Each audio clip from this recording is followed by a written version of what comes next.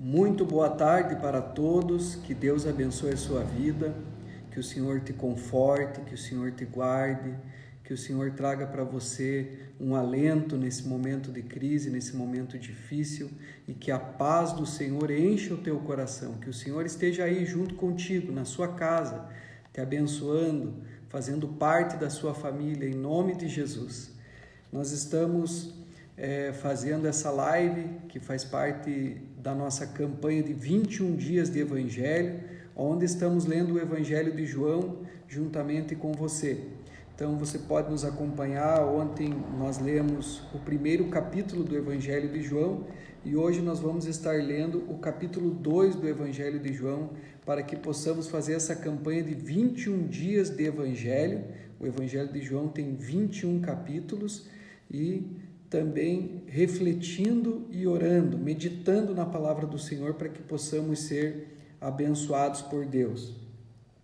E eu quero ler nesse momento, então, o capítulo 2, João capítulo 2, diz assim a palavra do Senhor. E, ao terceiro dia, fizeram-se umas bodas em Caná da Galileia, e estava ali a mãe de Jesus. E foi também convidado Jesus e os seus discípulos para as bodas. E, faltando vinho, a mãe de Jesus lhe disse: não tem vinho. Disse-lhe Jesus: mulher, que tenho eu contigo? Ainda não é chegada a minha hora. Sua mãe disse aos serventes: fazei tudo quanto ele vos disser. Estavam ali postas 6 talhas de pedra para as purificações dos judeus, e em cada uma cabiam 2 a 3 metretas. Disse-lhe Jesus: enchei de água estas talhas. E eles as encheram até em cima. E disse-lhes: tirai agora e levai ao mestre-sala. E levaram. E logo que o mestre-sala provou a água feita a vinho, não sabendo de onde viera, se bem que o sabiam os serventes que tinham tirado a água, chamou o mestre-sala ao noivo e disse-lhe: todo homem põe primeiro vinho bom, e, quando já tem bebido bem, então o inferior. Mas tu guardaste até agora o bom vinho. Jesus principiou assim os seus sinais em Caná da Galileia e manifestou a sua glória, e os seus discípulos creram nele. Depois disso, desceu a Cafarnaum, e sua mãe, e seus irmãos, e seus discípulos ficaram ali não muitos dias. Então, quero, antes de continuar a leitura, fazer um comentário aqui dessa passagem.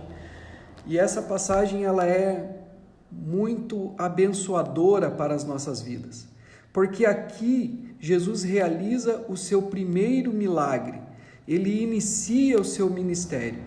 E é interessante porque Deus escolheu justamente um casamento para realizar o seu primeiro milagre e começar o seu ministério messiânico.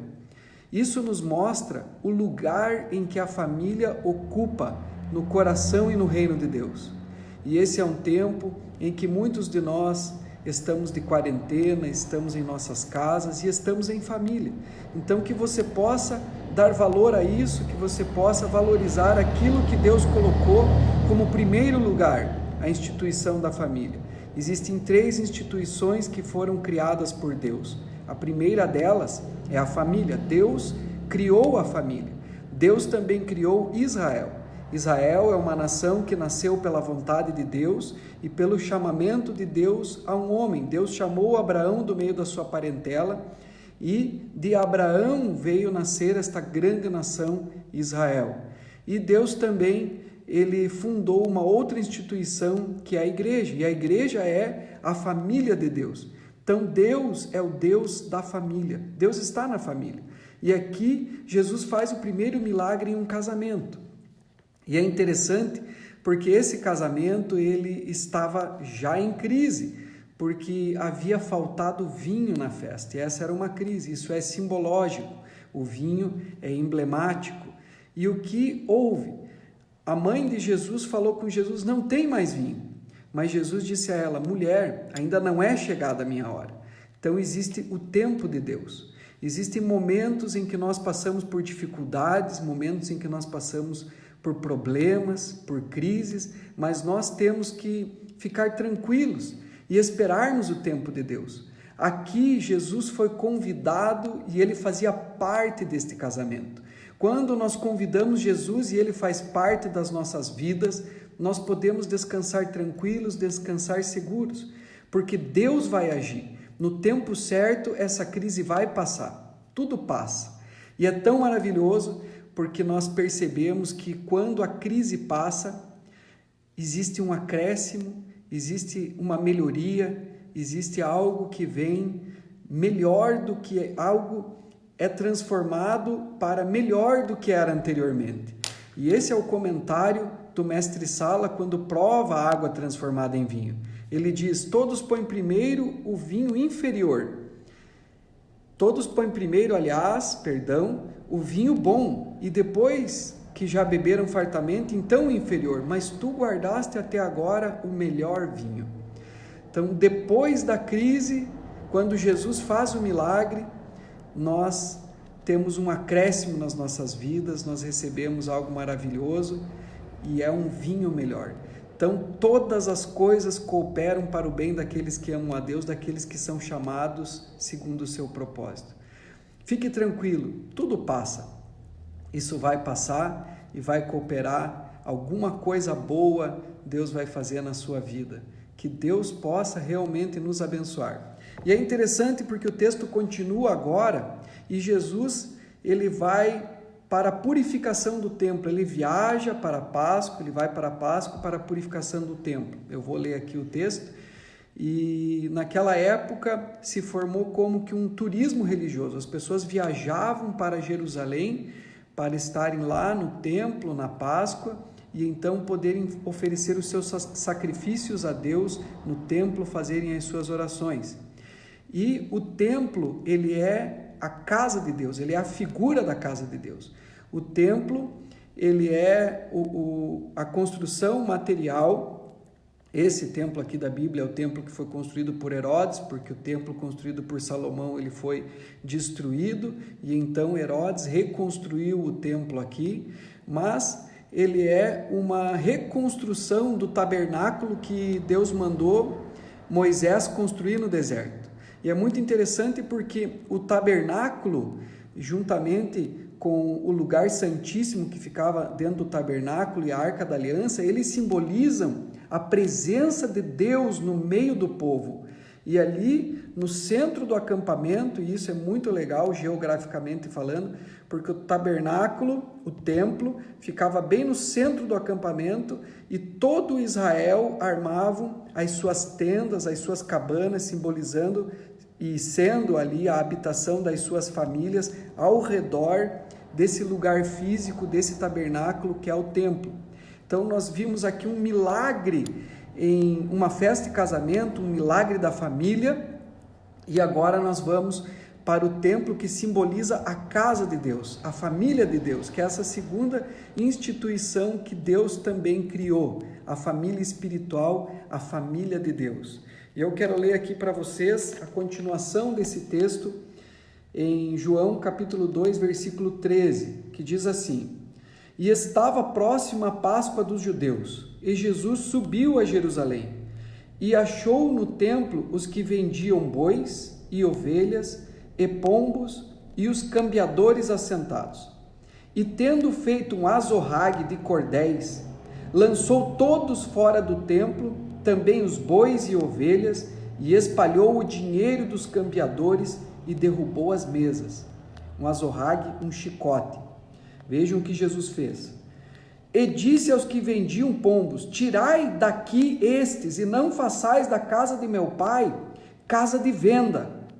E os seus discípulos lembraram-se do que está escrito: O zelo da tua casa me devora. Responderam, pois, os judeus e disseram-lhe: Que sinal mostras para fazeres isto? Jesus respondeu e disse-lhes: Derribarei este templo, e em 3 dias o levantarei. Disseram, pois, os judeus: Em 46 anos foi edificado este templo, e tu o levantarás em 3 dias? Mas ele falava do templo do seu corpo. Quando, pois, ressuscitou dos mortos, os seus discípulos lembraram-se de que lhes dissera isso, e creram na Escritura e na palavra que Jesus tinha dito. E estando ele em Jerusalém pela Páscoa, durante a festa, muitos, vendo os sinais que fazia, creram no seu nome. Mas o mesmo Jesus não confiava neles, porque a todos conhecia. E não necessitava de que ninguém testificasse do homem, porque ele bem sabia o que havia no homem. O Senhor não precisa que ninguém fale a respeito de você a ele, dizendo, olha, essa é a fulana, ela é boa gente, é uma pessoa muito querida, uma pessoa... Não. Ele nos conhece intimamente, ele sabe o que está dentro de nós. E essa passagem bíblica, ela nos mostra que por causa desse turismo religioso, ali havia também no templo, as pessoas estavam mercadejando a fé. E Jesus derrubou as mesas dos cambistas com aqueles chicotes por suas pessoas, botou para correr as ovelhas, o boi que ali estava, e nós percebemos que o que ele está valorizando aqui, o que ele está querendo ensinar aqui. Ele diz, vocês transformaram a casa de meu pai em mercado, mas a casa do meu pai será chamada casa de oração, porque o propósito é que nós venhamos nos relacionar com Deus, com o Pai. Deus mesmo se revelou como Pai, Ele é o nosso Pai, o nosso Deus, que nos protege, que nos guarda, que está conosco, e o que Ele quer é um relacionamento. Por isso, casa de oração. Oração é falar com Deus, oração é nós nos relacionarmos com Deus. E é isso que Deus busca. Deus busca verdadeiros adoradores que o adoram em espírito e em verdade. Ainda nos dias de hoje, existem lugares considerados sagrados, templos considerados sagrados, em que as pessoas fazem também viagens consideradas espirituais para o turismo religioso, e em muitos destes lugares existe inclusive shopping center para vender artigos religiosos, artefatos de religião daquela fé. Mas não é isso que o Senhor quer. O Senhor quer que nós tenhamos um verdadeiro relacionamento com Ele, que nós sejamos a sua família espiritual. Por isso, a palavra do Senhor nos revela em 1 Pedro capítulo 2, versículo 5, sois vós também pedras vivas, edificados como casa espiritual para serdes um sacerdócio santo, a fim de oferecerdes sacrifício espiritual aceitáveis a Deus por Jesus Cristo. Então, o templo é uma figura. O livro de Hebreus nos ensina isso, que o templo e as coisas do Antigo Testamento são sombras, são figuras das coisas que viriam. E Jesus, ele fala que ele destruiria aquele templo, mas em 3 dias, ele o reconstruiria, ele o levantaria. E ele falando, esse é o sinal, a morte e ressurreição do nosso Senhor Jesus Cristo, porque ele é o templo. O templo não é o lugar, não existem lugares religiosos, mas o que é religioso é o encontro.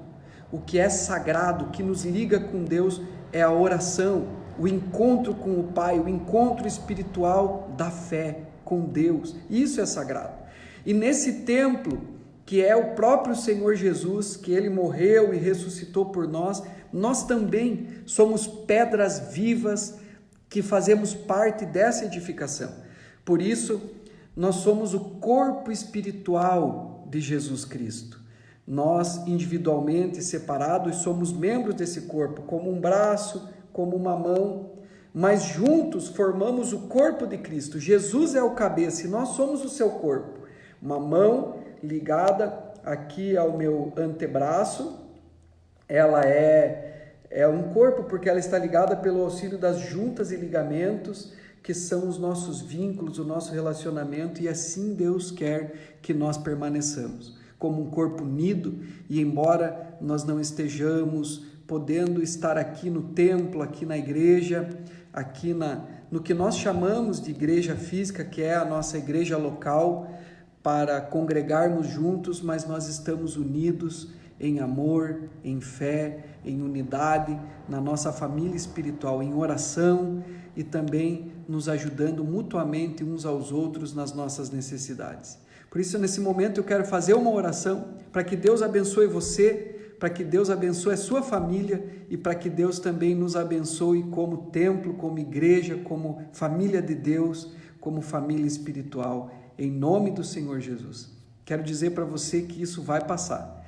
Deus vai agir. No tempo dele, ele transformará a água em vinho e nós sairemos dessa fase em que estamos passando, enfrentando, sairemos melhores.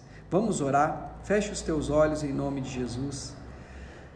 Senhor Deus, eu te agradeço, Pai, por todas as pessoas que me acompanham agora pela internet, nesta live, e peço a Deus que o Senhor venha abençoá-los, que o Senhor venha visitá-los, que o Senhor esteja com eles, assim como o Senhor estava presente, ó Deus, nesta festa em Caná da Galileia, que o Senhor também possa estar presente, ó Deus, fazendo parte, Senhor, de cada família.